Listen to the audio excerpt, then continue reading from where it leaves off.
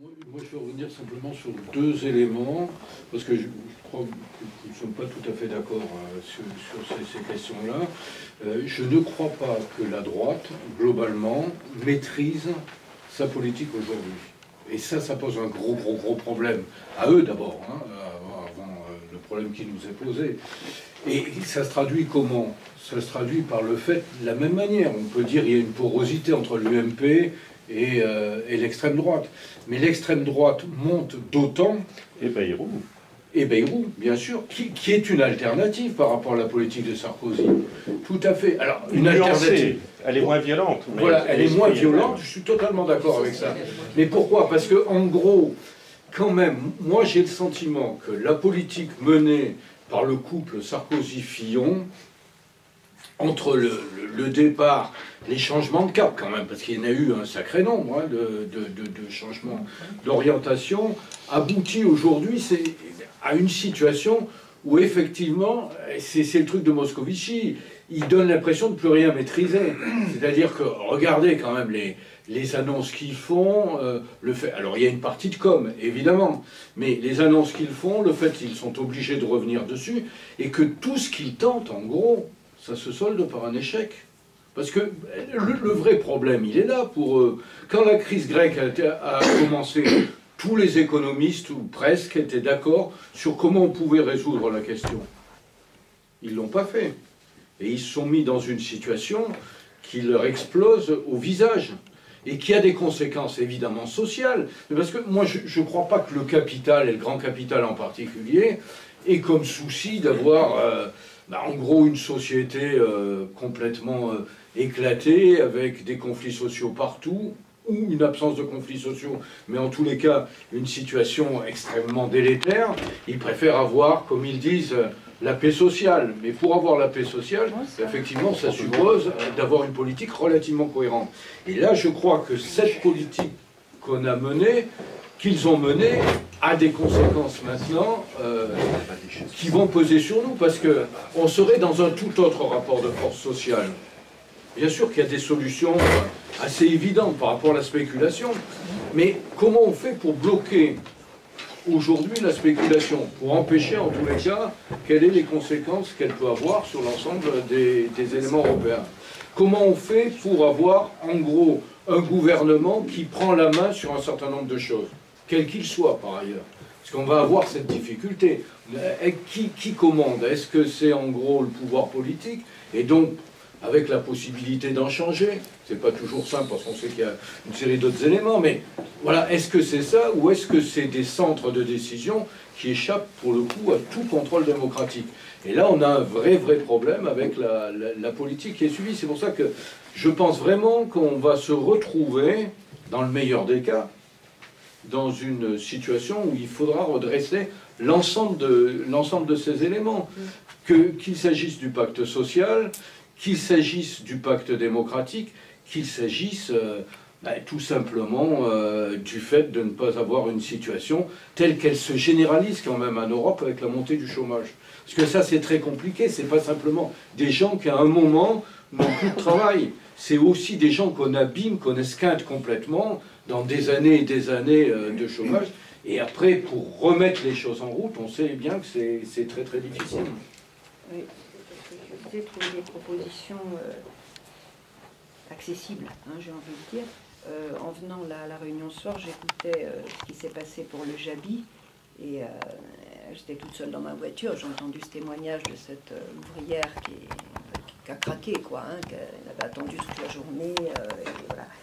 Et moi, à chaque fois, je me dis, ça c'est un des points très importants, c'est les droits des travailleurs dans les entreprises. C'est quelque chose de fondamental et qu'il faudra faire rapidement.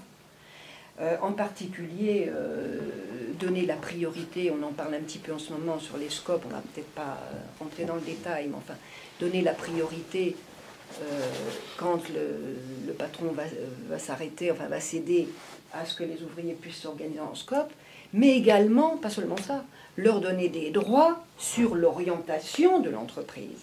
C'est fondamental. Et vraiment, en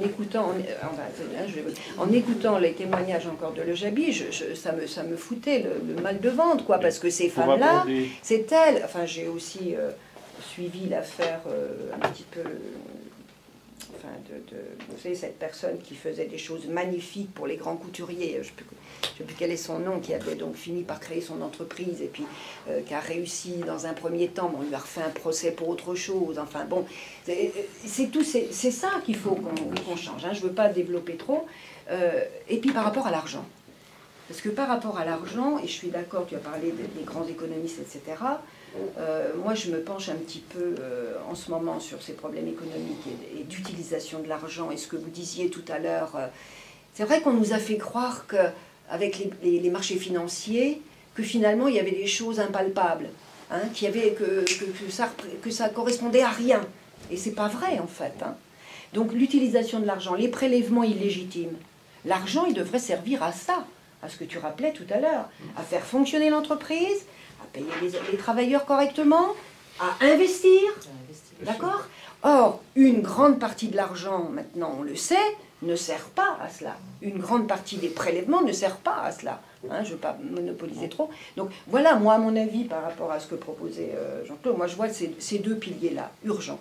Un pôle public, évidemment, on l'a dit tout à l'heure, hein, et revenir à quoi doit servir l'argent.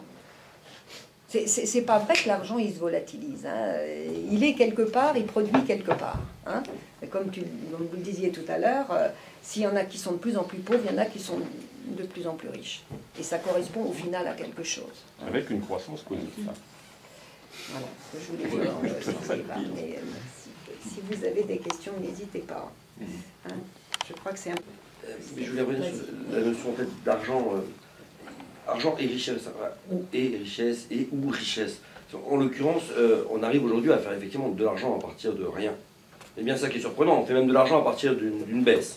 On a autorisé ça aussi à un moment, hein. On a permis effectivement de la spéculation, un principe qui est très surprenant. On dit le capitalisme, tiens, j'investis un bout, j'achète un morceau d'entreprise, et suivant si l'entreprise progresse, ce bout vaut un peu plus. Si potentiellement cette entreprise peut progresser, je revends mon morceau à un autre qui va accepter de le... Origine, c'est ça. Maintenant, on peut faire mieux. On peut dire, non, j'achète rien. En fait, j'achète rien. Et je parie par contre que cette entreprise baisse et on me rétribue pour ce pari. C'est quand même très surprenant. Oui, parce que tout à chacun, on dirait, mais là, pour le coup, l'argent, c'est une richesse. J'achète quelque chose, je me paye un bien, je me paye des vacances, enfin, un service. Mais de toute façon, ça équivaudra à une production de richesse. C'est ce que nous la changeons nous.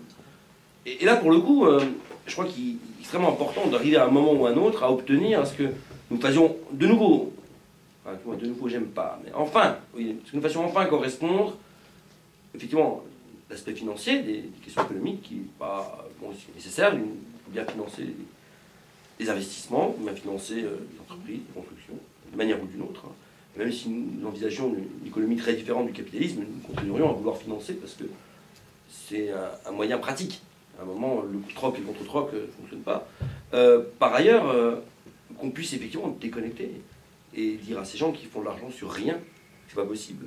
Mais sauf que tant qu'on ne taxe pas, voilà, tant qu'on ne taxe pas cet argent illégitime, tant qu'on ne taxe pas ces échanges boursiers, eh bien on ne peut pas dire à une entreprise qui a le choix en disant bon, soit j'investis une partie de mon prix dans quelque chose qui n'est pas taxé, où là je vais faire un beurre monstrueux, je vais me débrouiller, je peux en prendre plus. Puis en se moquant d'ailleurs de savoir si en faisant ça, on va faire sombrer telle ou telle économie, éclater telle ou telle entreprise, réduire tel ou tel ouvrier au chômage. Ou à côté de ça, effectivement, investir, mais sur des choses qui sont taxées. Le problème, c'est que on a un petit peu cet écho dans un des choix du gouvernement là, à l'heure actuelle, qui parle de taxes Tobin et autres. Enfin, ne nous y trompons pas. Et encore une fois, c'est un peu tout comme d'ailleurs le sommet social qui se prédétermine derrière. Moi, quand on m'explique, comprenez, on va augmenter la TVA, on va augmenter votre salaire. Alors, au bout, vous y gagnez, vous perdez un bout de pouvoir d'achat pour qu'on augmente vos salaires et qu'à la fin, vous gagnez plus. Non, mais... Voilà. Non, mais c'est ça, c'est exactement ça que le ministre de la fonction publique a expliqué. Il me semble, pas la fonction publique, non, du travail, Xavier Bertrand a expliqué. Alors, en ces termes, ouais, je suis un peu resté pantois, me dire non, je crois quand même pas que ce soit possible. Bon, et là, on a une autre difficulté. C'est que je viens de démontrer et de parler de choses qui sont absurdes. Tout le monde en sourit. Sauf que le problème, c'est que le commun des mortels, ou du moins sa majorité en France en tout cas, pour ceux qui ont voté, qui s'étaient exprimés en faveur de Sarkozy à la dernière élection, et que, quoi qu'on dise, de membres du PS qui pensent avoir probablement déjà gagné à l'époque, n'est-ce pas? On aurait pu penser autrement. Donc là, pour le coup, rien n'est gagné. Je crois que, surtout dans une situation de crise, d'autant plus qu'on évoque effectivement la montée de l'extrême droite, en général, ils ont tendance à monter doucement. Puis d'un coup d'un seul, on les retrouve à un niveau qui surprend tout le monde.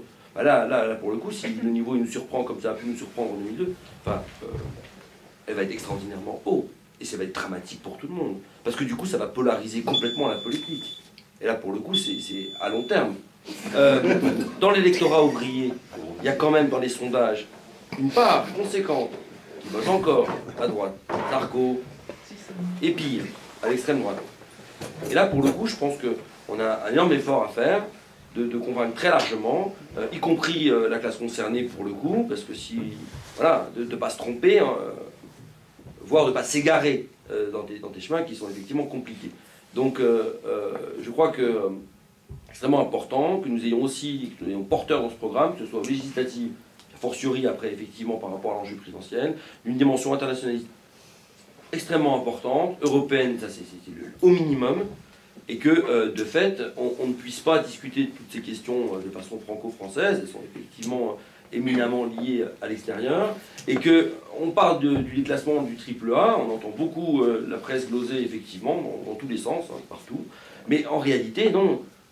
Moi j'ai envie de dire, il y a aussi une attaque du capital contre le capital européen, qu'il remet en place, parce qu'effectivement, il y a des accords et des désaccords sur les choix qui sont faits, et que pour le coup, pas que la France qui a été attaquée. Et les 9 pays d'Europe qui se retrouvent effectivement dans le viseur, c'est aussi le fonds de soutien européen qui trinque aussi. Et la conséquence pratique, alors moi je suis en partie d'accord avec le fait de dire, bon, là on est là, des libéraux qui causent à des libéraux. Donc le fait est, moi je vois ça un peu de mon point de vue de syndicaliste, en bas, ça va être très compliqué. Parce que là, du point de vue de l'éducation nationale, par exemple, on trinque, on morfle comme pas permis. On nous a dit, certains, oui, bon, mais à part Mélenchon, honnêtement, aujourd'hui, aucune organisation politique qui se présente au présidentiel ne dit quoi que ce soit de réellement un petit peu avancé sur l'école. Quand le Parti socialiste, c'est une catastrophe. Les Verts, bon, on ne parle pas. La droite, on continue sur la même ligne, voire pire. Et là, pour le coup, j'ai envie de dire, il y a une vraie question, et il faut que les gens s'en saisissent. Parce que c'est l'école de tous les enfants. Les services publics, c'est quand on va à la poste, quand on va à l'hôpital, et ainsi de suite. Et le danger, il est qu'il y a quand même une bagarre idéologique qui est globalement menée par le gouvernement, mais aussi par un certain nombre de médias, et qui va dans ce sens-là. Où effectivement, on nous explique qu'il y a un côté inéluctable, que ça va se passer comme ça, qu'il faudra effectivement rembourser l'ensemble de tous nos prêts d'un coup, d'un seul en 6 mois, ce qui est complètement invraisemblable.